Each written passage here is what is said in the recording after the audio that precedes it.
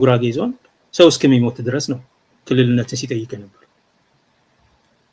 ነገር ግን መጨረሻ ላይ የሆነው ነገር ያው መንግስት የፈለገው አይነት አከላለል የነጋሞ የሃዲያ የከምባታ የውጤቱ ይሄ ነው የሆነው። አንደኛ የህዝቦችን ጥያቄ ሙሉ በሙሉ መቅበር፣ የህዝቦችን ጥያቄ ማዳፈን፣ መብታቸው የብሔሮች መብትን ሳይሆን የማክበር ጉዳይ ሳይሆን ለአስተዳደር ለአገዛዝ የሚመች ለብልጽግና አገዛዝ የሚመች አወቃቀር ማስቀመጥ የሚል ነው። ይሄ ማፒንግ ኤክሰርሳይዝ ማለት ነው። ሪማፒንግ ኤክሰርሳይዝ ዘ ቬሪ ኮሎኒያል ኤክሰርሳይዝ። ህዝቡ ምን ፈለገ ምን አልፈለገ ወደምንፈልገው ቦታ መመደብ አለበት። ናው በነገራችን ላይ ይሄም የተለመደ ነው በኢትዮጵያ ብሔርተኞች የፖለቲካ ቋንቋ ውስጥ መልካም ምድራዊ የሚል ቋንቋ አለ። መልካም ምድራዊ ፌደራሊዝም ነው የምፈልገው። መልካም ምድራዊነትን ያማከለ መስፈርት አለ በህገ መንግስቱ። የህዝቡን አሰፋፈር፣ የመልክዓ ምድሩ ተያያዥነት ኮንቲጉous ቴሪቶሪ። መልክዓ ምድር እንግዲህ ከዚህ በላይ የህዝብ አሰፋፈር፣ ቋንቋ፣ ማንነት፣ የማንነት ስነ ልቦና እነዚህን ማዕከል ባደረገ ክልል ይካለላል። የኢህአዴግም ስህተቱ በእነዚህ ላይ ተመስርቶ ባሉት ባስቀመጣቸው መስፈርቶች ላይ ተመስርቶ በህዝብ ፈቃድ አለማካለሉ ነው። ለዛ ብዙ ብሔሮች በተወሰኑ ክልሎች ውስጥ ትራፕት ሆነዋል። ደቡብ ክልል አንዱ ምሳሌ የኢትዮጵያን የብሔሮች ጥያቄ ከመፍታት ይልቅ ያሸጋገርንበት ከፊንፊኔ ወደ ሐዋሳ የገፋንበት መንገድ ነው። 60 ምናምን ብሔር አንድ ላይ አጭቀ የሆነ ካቾል ባስኬት ውስጥ ወርውረህ ማለት ነው። ከዛ ብሔሮች መብታቸው ተከብሯል፣ ክልሎች ራሳቸውን ያስተዳድራሉ ብትል ለዛ ነው የደቡብ ክልል ማአት የብሔርን ጥያቄ ሲያስተናግድ ነበር ሲናጤ ነበር።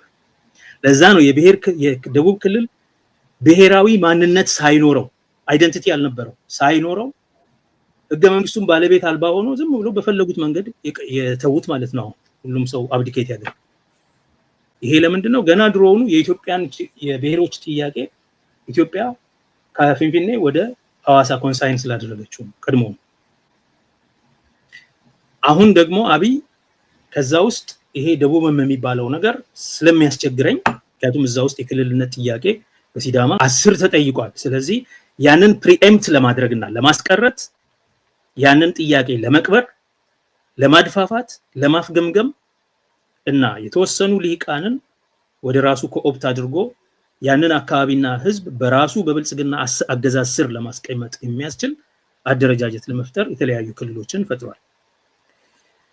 ይሄ ያው የብሔሮች ጥያቄን አሁንም አባብሶት ይቀጥላል፣ ወደፊትም ይቀጥላል ይሄ ነገር። ምክንያቱም ብሔሮች ማንነታቸው አይጠፋም፣ የመብት ጥያቄያቸው አይጠፋም። ሀዲያ ሆኖ ይኖራል፣ ከምባታ ሆኖ ይኖራል። ስለዚህ ጥያቄዎቻቸው አንዴ የተነሱ ጥያቄዎች መልስ ካላገኙ ሚውቴት ያደርጋሉ ራሳቸውን፣ ግን ይቀጥላል። በደቡብ ክልል ይጠይቁ ነበረ፣ በደቡብ ምዕራብ። ስለዚህ ጥያቄዎቹ ይቀጥላሉ ማለት ነው። በሌላ መንገድ ሪሳይክል ነው ያደረጉት። ሌላው ውጤት ምንድነው? በህዝቦች መካከል እርስ በርስ ያለመተማመንና መጠላላት እና መቋሰል እንዲኖር ያደርጋል። ምክንያቱም እነዚህ ያለምን አንድ ቀን አስበውት በማያውቁት መንገድ አንድ ላይ የተካተቱ የተመደቡ ቡድኖች ሊቃኖቻቸው በፓርቲ ስነ ስርዓት በፓርቲ ዲሲፕሊን ስለሚኖሩ ላይጣሉ ይችላሉ።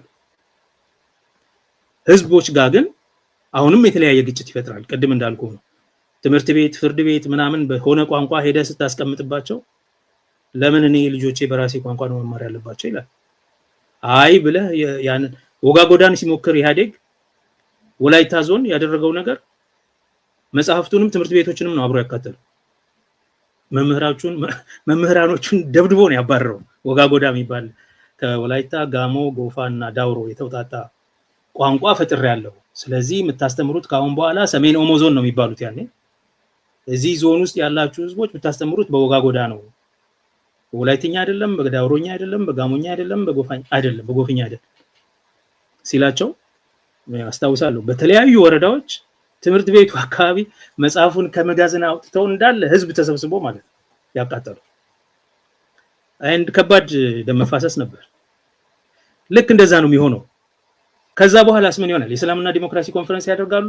የተለያዩ ብሔሮች ሊቃን ይጨባበጣሉ። ከወሎ ለኑሂ ማሊሳን ኢሳንቱ አራራማይ ብለዋል የኛ አባገዳዎች። አንድ ጊዜ ከረዩና ሶማሊ ተጣልተው እዛ ተባለ፣ እሳት ተቀጣጥሏል፣ ብዙ ነገር ሆኗል፣ ህዝብ ተላልቋል። ከዛ በኋላ አባዱላና የሶማሊ ክልል ፕሬዚዳንት ሲጨባበጡ ማታ በቲቪ ያያሉ። እነሱ መቼ ተጣሉ? ድሮስ አሉ ሽማግሌዎቹ። ድሮስ መቼ ተጣሉ? አብረው መጡ፣ ተጨባብጠው ሄዱ። ችግሩ ለኛ ነው። አባገዳዎቹ ናቸው የሚሉት። አስተውሉ። ችግሩን እኛ ጋር ነው ትተውብልን የሚሄዱት። እና በቴሌቪዥን እነሱ ሲጨባበጡ ያሳያሉ። እነሱ ድሮስ መቼ ተጣሉ አለ አባገዳ። የከረዩ አባገዳ ነው ያለው። አባገዳ ቡሎ በህይወት ያለ ይመስለኛል። ዱሩማኑ ይዛንቱ ወሎ ላይ ምንድነው የሚጨባበጡት? አብረው መተው በመኪና አለ። በአንድ መኪና መተው እዚህ እኛን ሲያወያዩ ብለው ከዛ በቴሌቪዥን ሲጨባበጡ አየና። ድሮስ መቼ ተጣሉ እነሱ? ለአንድ መሬት ላይ ለሚኖር ሽማግሌ አስብ። ህዝብ መካከል ጦርነት ይፈጥራሉ፣ ግጭት ይፈጥራሉ፣ አለመተማመን ይፈጥራሉ፣ ቁርቅስ ይፈጥራሉ። በዚህ ተጠቃሚ ይሆናሉ እነሱ። ስለዚህ ሁሌ ገላጋይ ዳኛ ሆነው እነሱ ይቀጥላሉ ማለት ነው። ህዝቡን እንደፈለጉ እያተራመሱት ይኖራሉ። አራተኛው ውጤት ግን አሰቃቂውና አስከፊ ውጤት የዘር ማጥፋት ጦርነቶች መካሄዳቸው። በአብይ እና በብልጽግና ስህተቶች ምክንያት ይሄ አለመተማመን ዝም ብሎ አይደለም የሚቀመጠው። እነንትና ናቸው የጨቆኑኝ የሚል ስኬፕ ጎት ሲያገኝ ያንን ስኬፕ ጎት የማጥፋት እንቅስቃሴ ይጀምራል። ምክንያት ማምለጫ ምክንያት ሲፈልግ ወያኔ ትግሬ ምናምን ፂላ እየተባለ ሄዶ መጨረሻው የትግራይ ጄኖሳይድ ነው።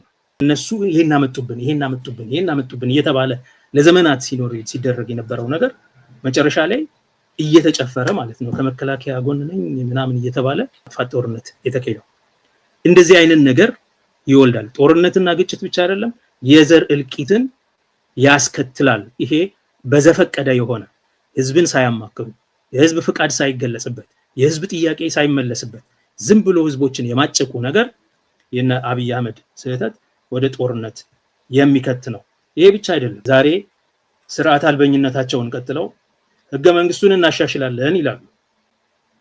ህገ መንግስቱን የፌደራል ስርዓቱን እናሻሽላለን፣ እንቀይራለን፣ ክልሎች ወሰኖች ናቸው አሉ። ይሄን እንዲረዳቸው ህገ መንግስታዊ ማሻሻያ ስርዓትን ተከትለው መሄድ ሳይሆን ህገ ወጥ የሆነ ህገ መንግስታዊ መሰረት የሌለው የአገራዊ ውይይት ኮሚሽን አክቹአሊ ብሔራዊ ውይይት ብለው ነበር የጀመሩት።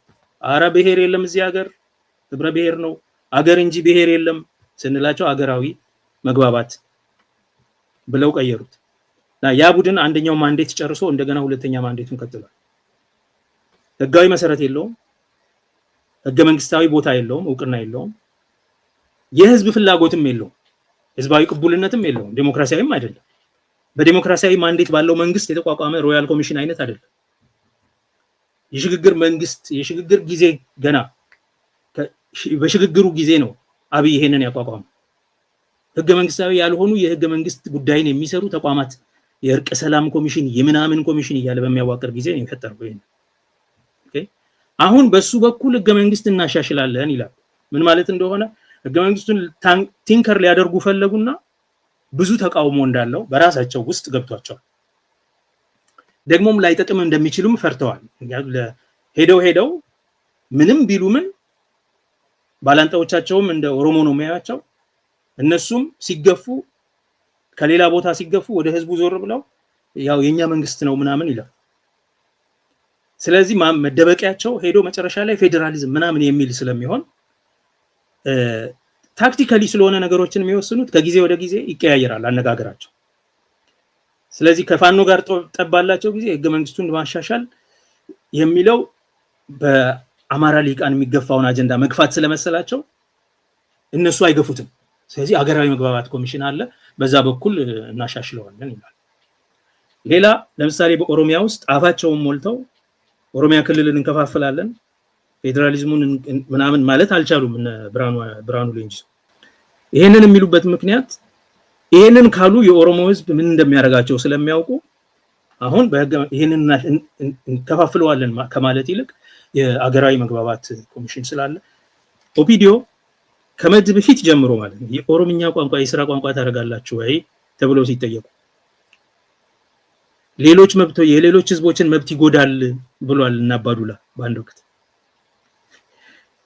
አስተምረን ነው እንጂ እንዴት ይሄማ ትክክል አይደለም በህግ ማሻሻል መሆን የለበትም ይሉ ነበር ትሩቱ ካራክተር ዛሬም ማለት ነው ኢሃፓ ኢዜማ ምናምን ሁሉ የኦሮምኛና ሌሎች ቋንቋዎች የሥራ ቋንቋ መሆን ይችላሉ የኢትዮጵያ በሚሉበት ወቅት ብልጽግና አይ በህገ መንግስት እንትን በአገራዊ መግባባት ኮሚሽን በኩል ህገ መንግስት ማሻሻል ከተደረገ ነው እንጂ ዝም ብለን ተነስተን ይሄንን ማድረግ አይገባም ብሎ ተቃውሞ ያስመዘግባል ዛሬ ማለት ነው እና ይሄ አይነት እንትን ስልታዊነት ስላላቸው ማለት ነው በጥንቃቄ ነው የሚራመዱት ዋና አጀንዳቸው ስልጣናቸው ከጃቸው እንዳይወጣና ስልጣናቸውን ትሬተን የሚያደርግ ነገር ከኦሮሞን በኩል እንዲመጣ ከሌሎችም እንዲመጣ ስለማይፈልጉ አሁን መደበቂያቸው የት ነው የሆነው እንደዚህ አይነት ሴንሲቲቭ ጥያቄዎችን አገራዊ መግባባት ኮሚሽን አለ እሱን ህገወጥ ነው እሱ ራሱ ህገወጥ ነው ማንዴት የለውም ህገ መንግስታዊ መሰረት የለውም ኦኬ ሙሉ በሙሉ ተቀባይነት የሌለው ተቋም ለዚያው ህገ መንግስት ለማሻሻል በየት በኩል እንደሚገባ አላውቅም ህገ መንግስት ማሻሻያ መንገዶች አንቀጽ 104 105 ምናምን አስቀምጠዋል በየት በኩል ያ አገራዊ መግባባት ኮሚሽን እንደሚገባበት ወደ አንቀጽ 114 እና 105 ውስጥ አላውቅም የለም ስለዚህ ፍጹም መረን የለሽ አቅል የሌለው ድርጅት መሆኑን ብልጽግና መታየው በዚህ ነው ምንም አይነት መርህና ህግ የማይገዛው መደዴ የሆነ ቡድን እንደሆነ በዚህ ነው እና ፍጹም የሆነ የህግ ስርዓት አልበኝነት አለ የህገ መንግስት መድፋፋት አለ የህዝቦችን የመከፋፈል አጀንዳ ማዕከል ያደረገ እንቅስቃሴ አለ የህዝብን መብት ሳይሆን ለግዛት አመቺ ለአገዛዝ አመቺ እነትን ማዕከል ያደረገ ህዝብን በጣም በዘፈቀደ የማጨቅ ሁኔታ አለ እና ጦርነትና ግጭትን የማበራከት ውጤት አለው ከዚህም አልፎ የዘር ማጥፋት የሚፈጥር ውጤት አለው የብልጽግና ጥፋቶችን የሚያስተዳድርበት መንገድ የሚያስከትላቸው ውጤቶች ማለት ነው ትግራይ እንግዲህ የፌዴሬሽኑ ትርጉም ቢስነት ፌዴሬሽኑ የፌደራል ስርዓቱ ትርጉም አልባ እንደሆነ በብልጽግና ያሳየ ኬዝ ነው በትግራይ የክልል ምርጫ ማድረግ ወንጀል ተደርጎ የዘር ማጥፋት ጦርነት ተካሂዷል የራሱን በአገር ደረጃ የሚደረገውን ህገ መንግስታዊ ምርጫ አሸጋግረናል ሲሉ አይ እኛ ግን በህገ መንግስት አግባብ ምርጫ እናደርጋለን ማንዴታችንን በዚህ መንገድ ነው የምናድሰው ብለው አቋም በመውሰዳቸው አይ ይሄንን ማድረግ አትችሉም ሲባል ደግሞ ራሳቸው ምርጫ ህግ አውጥተው የምርጫ ኮሚሽን አዋቅረው በብዙ ዋጋ ከፍለው ምርጫ ስላካሄዱ ምርጫው ህገወጥ ነው በሚል በነብርቱካን ሚደቅሳ ትብብር ይሄ ጦርነት ታውጆባቸው ነበር የፌደራል ስርዓቱ ህገ መንግስቱ ትርጉም የሌላቸው ዋጋ እንደሌላቸው የሚያሳይ ነጥብ ነው አንደኛ የትግራይ ኬስ ሁለተኛ የብሔር መብቶች ጉዳይ አሁንም በማን እጅ እንዳለ የሚያሳይ ነው ኢምፓየሩ አለ ወይ ላልከኝ ኢምፓየሩ ፈርሶ ውርሱ ብቻ አይደለም የሚቀረው ኢምፓየሩ it strikes hard ሁሉ ጊዜ አንዳንድ የቶክሲክ ኢትዮጵያ ብሔርተኝነት ቲፎዞዎች ይሄ ጥልቅ ዲፕ የሆነ መንግስት ነው ከፋርስና ከባቢሎን ጋር የሚወዳደር እድሜ ያለው በቀላሉ ማታፈርሰው ምናምን የሚሉ ሰዎች አሉ ላይት ዌይት ፖለቲሽንስ ስለሆኑ ፖለቲካኛ ነው ብለን ስማቸው መጥራት ስለማያስፈልግ ነው እንደዛ ስለሆነ አይደል ኢምፓየሩ ያው ስለሆነ ደካማ ነው ጥገኛ ነው ድሮም እንደነበረው በ1900 እንደነበረው በአውሮፓ ላይ ጥገኛ ነው በሪዮትም በትርክትም በአውሮፓ ላይ ሬሲስት ነው ዋይት ነው ነገር ግን አለ ያኔም ነበር አሁንም አለ እና ኢምፓየሩ የዳር ሀገሮችን የመምታት የመደቆስ ካስፈለገም የማጥፋት ዲሲፕሊን የማድረግ ብቸኛ ኃይል እንዳለው የሚያሳየው ይሄ ነው። ለምሳሌ በቀላሉ መዋቅሩ እንዳለ ነው ያለው የምትልበት ምክንያት በከበባ አንድን ህዝብ ማንበርከክ እንደምትችል ያሳዩሃል። መንገድ በመዝጋት በረራ በማስቆም ህዝቦችን የማፈን ተግባር እና በከበባ በሲጅ አድርጎ የማኖር ይሄ ሲጅ በሲጅ የመዋጋት መንገድ በነገራችን ላይ ሜዲቫል መንገድ ነው። ከተሞች ብዙ ጊዜ ቅጥር አላቸው፣ አጥር አላቸው፣ ቁልፍ አላቸው። እነዛን ከተሞች ማሸነፍ ስትፈልግ አንድን ኢምፓየር ከተሞቹን ሄደህ ትከብና ግንኙነት ታቋርጣለህ። የጊዜ ጉዳይ ነው፣ ሞተው ያልቃሉ። ትግራይ ላይ የተፈጸመው እንደዚህ አይነት እንቅስቃሴ ነው። ኢምፓየሩ the most barbaric የሆኑ መንገዶችን ተጠቅሞ the most barbaric weaponizing rape ምናምን ብቻ አይደል ተጠቅሞ እንደሚገድል ያረጋገጠበት ሁኔታ ነው የትግራይ ኬስ። ሶስተኛ የትግራይ ኬዝ የብሔሮችን ጥያቄ ለማፈን በመታደርግ ጊዜ አደገኛ ጦርነት ሊፈጥር እንደሚችል የብሔሮች ጥያቄ አልተመለሰም ድሮም።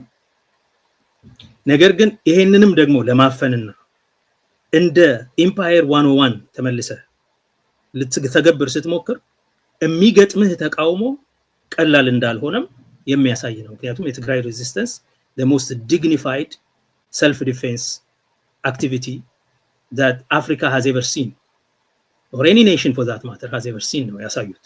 ቲዲኤፍ በሁለት አመቱ የትግል እንቅስቃሴ ያደረገው ነገር ማንም ሰው ይሄንን አልገመተም። አሜሪካኖቹ ይሄንን አልጠበቁም፣ አውሮፓውያኑ ይሄንን አልጠበቁም፣ የአብይ አጫፋሪ የሆኑት አይሁዳውያኑ ይሄንን አልጠበቁም። እነ ቢቢ ወንድሞቹ ወንድሜ ቢለው ማለት ይሄንን አልጠበቁም። በድሮን እንመታቸዋለን፣ እንዘጋባቸዋለን፣ እንጨርሳቸዋለን።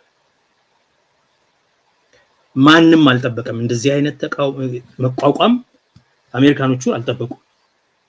ራሳቸውን በመከላከላቸው መብታቸውን በማስከበራቸው ክልላቸውን ከጠላት ፍጹም መከላከላቸው ያ ክብር አስገኝቶላቸዋል። ወደ ጠረጴዛው ወደ ምክክር እንዲመጣ አድርጎታል። አብይ ወደ ፕሪቶሪያ እንዲሄድ አስገድዶታል። ፕሪቶሪያንም እንዲቀበል አድርጎታል። የብሔር ጥያቄ የብሔሮች መብት ላይ እጅህን ባነሳህ ቁጥር እጅህ ሳይደማ ሳይነከስ አትመለስም። ይሄንን አረጋግጦልናል የትግራይ ኬስ። ሌላ መነሳት ያለበት ነገር ትግራይ ከፌዴሬሽኑ ኢጀክት ተደርጋለች። አብይ ለስልጣን ቅርምት ሲል ነው፣ የብሔር ጥያቄን ለማፈን በሚለውም አይደለም። ለስልጣን ቅርምት እርምጃው ፓወር ግራብ እርምጃው የትግራይ ኃይሎች ያስፈሩኛል፣ እንቅፋቴ ናቸው፣ ጉፉን ትታን ብሎ ባሰበ ጊዜ ኦኬ ትግራይን ከፌዴሬሽኑ ነው ኢጀክት ያደረጉት። ከፓርላማው፣ ከአዲስ አበባ መስተዳድር፣ ከመከላከያ፣ ከካቢኔው፣ ከሁሉ ከቢሮክራሲው ፐርጅ አድርጎ በኋላ ላይ ኮንሰንትሬሽን ካምፕ ውስጥ አስገብቶ ሌሎቹን ኢቭን ከከተማው እንዲሄዱ በማድረግ ማለት ነው።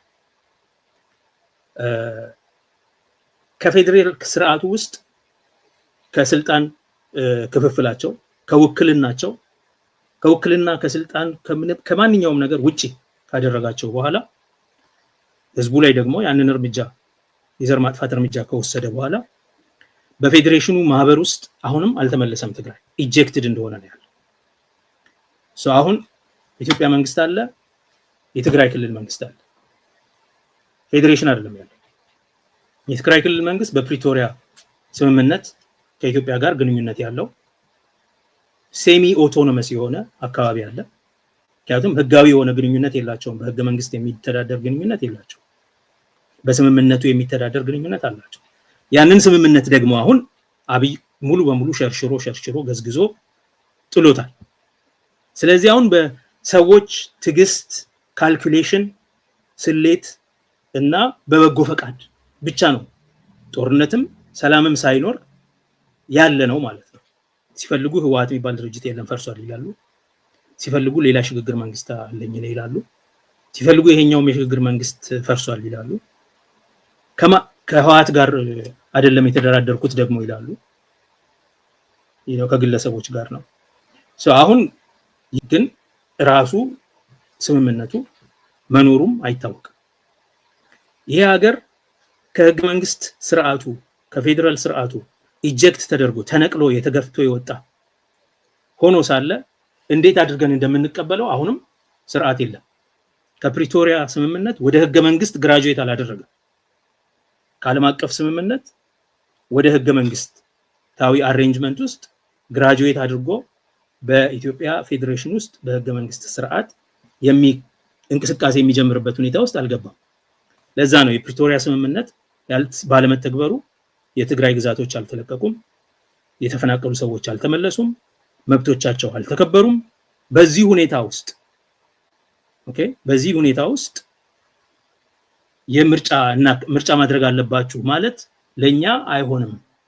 መጀመሪያ ስምምነቱ ተርሞች ይከበሩና ከዛ በኋላ መረጋጋት ተፈጥሮ የምርጫ ሁኔታ ውስጥ እንገባለን። ወደ ህገ መንግስቱ ማዕቀፍ ወደ ፌዴሬሽኑ እንመለሳለን። ይሄንን አልፈቀደም። ስለዚህ በትግራይም ልክ በሌሎቹ ወደ አካባቢ እንደደረገው የመብት ማፈን የብሔር ትግል የብሔር መብት የሚባለውን ማፈን አንድን ቡድን በተለይ የትግራይን ለብቻ ለየት የሚያደርገው ከፌዴሬሽኑ ውጪ ናቸው። የፌዴሬሽኑ ጥበቃ የፌዴሬሽኑ አባላት ድጋፍ የላቸውም።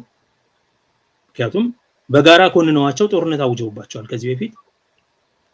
አሁንም እንደ ፌደራል ኮሚቴ የሚባል ነገር አለ። ፌደራል ክልሎች የሚተባበሩበት የሚደጋገፉበት እውቅና የሚሰጣጡበት ክልሎቹ በአንድ ሰው እጅ ስለሆነ ያሉት በተማከለ ስርዓት ስር ክልሎቹ ፎደር ናቸው በትግራይ ላይም ሆነ በሌላ ላይ።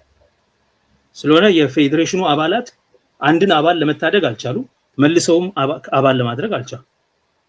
ተቋም ውስጥም የሉም፣ ፌዴሬሽን ምክር ቤት ውስጥ የሉም፣ ፓርላማ ውስጥ የሉም፣ ስራ አስፈጻሚ ውስጥ የሉም፣ ምንም ውስጥ የሉም። ስለዚህ ኢትዮጵያ ገፍታ ለብቻ ያደወጣችው ህዝብ አሁን ደግሞ ልቆጣጠርህ እፈልጋለሁ፣ መሬትህንም ለፈለኩት ሰጥቼ ልቆጣጠርህ እፈልጋለሁ እያሉት ነው። ስለዚህ የብሔሮችን ጥያቄ ድሮ ከነበረው በላይ በሚኒሊክ ጊዜ የትግራይ ህዝብ ዛሬ ካለው የተሻለ እውቅና ነበር። ነገስታቶቻቸው ይታወቃሉ፣ መሳፍንቶቻቸው ይታወቃሉ፣ እውቅና ይሰጣቸዋል። የአካባቢ ገዢዎች ናቸው። ህዝቡ ጋር ማንም የሚደርስ ሰው አልነበር። ዛሬ ግን መሪ የላቸውም፣ ድርጅት የላችሁም፣ አስተዳደር የላችሁም። እኔ ግን እንደፈለኩኝ መሬታችሁን እንደፈለኩ አደርጋለሁ፣ ማን መመለስ እንዳለበት ማን መመለስ እንደሌለበት እኔ ወስናለሁ፣ በጀት ምናምን አልሰጣችሁም፣ በቃ እንደፈለኩ አደርጋለሁ የሚል ቦታ ላይ ነው ያለው። ይሄ የዛሬው ኢምፓየር የብሔርን ትግል አድፋፍቶ ሰውሮ ቀብሮ ሰውሮ ሌላ አይነት እልቂት እያወጀ እንደሆነ ነው የሚያሳየው።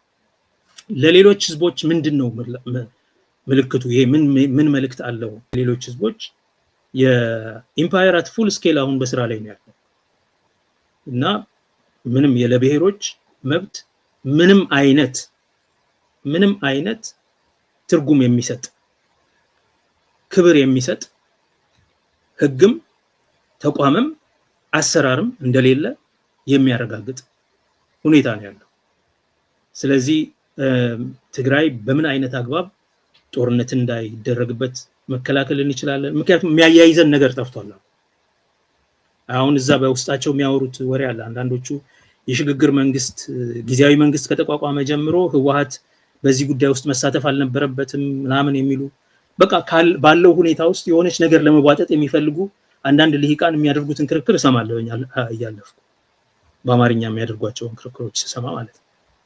እና ይሄ ያሳዝናል። በዚህ አሁን ኢጀክትድ በሆነው ሁኔታ ውስጥ የሆነ አይነት ፖለቲካል ፖሲቢሊቲ ለመፈለግ የሚንቀሳቀሱ ሰዎች እንዳሉ ነው የሚያሳየው እንጂ አሁን ያለው የትግራይ ሁኔታ it's a limbo, it's a non place። ምን እንደሚባል አይታወቅም። ነፃ ሀገር ናቸው፣ ነፃ ሀገር አይደሉም፣ የኢትዮጵያ አካል ናቸው፣ የኢትዮጵያ አካል አይደሉም፣ መንግስት አላቸው፣ መንግስት የላቸውም፣ ህገ መንግስት አላቸው፣ በግዛታቸው ላይ እነሱ ይወስናሉ አይወስኑም። ምንም ነገር ለማለት የሚያስቸግር ሁኔታ ላይ ነው ያለው።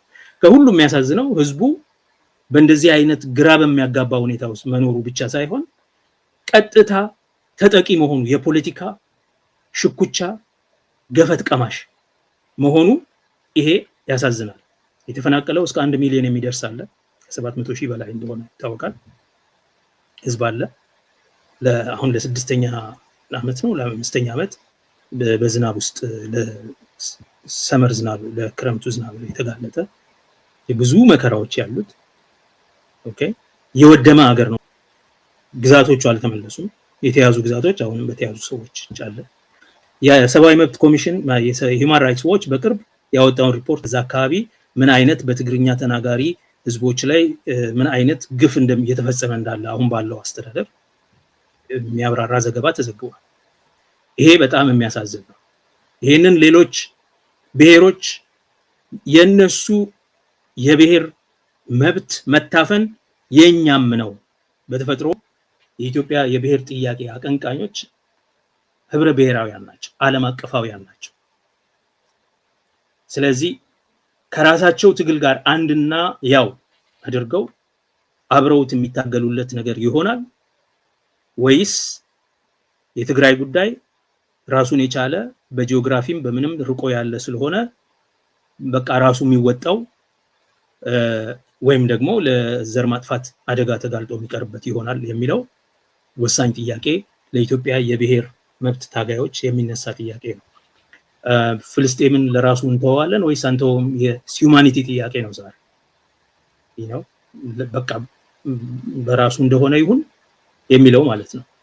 ልክ እንደዛ አይነት ጥያቄ ነው የሚሆነው። በነገራችን ላይ የብሔር መብት ፍለጋ የሚታገሉ የብሔር ድርጅቶች ዓለም አቀፋዊ ከመሆናቸው የተነሳ በርዕዮታዊ የኋላ ጀርባቸውም በተፈጥሯቸው ጭምር ስለሆኑ በተለያዩ አካባቢዎች የሚነሱ የብሔር ጥያቄዎችን አብሮ አንስቶ መከራከር ተገቢ ነው ብዬ አምናለሁ።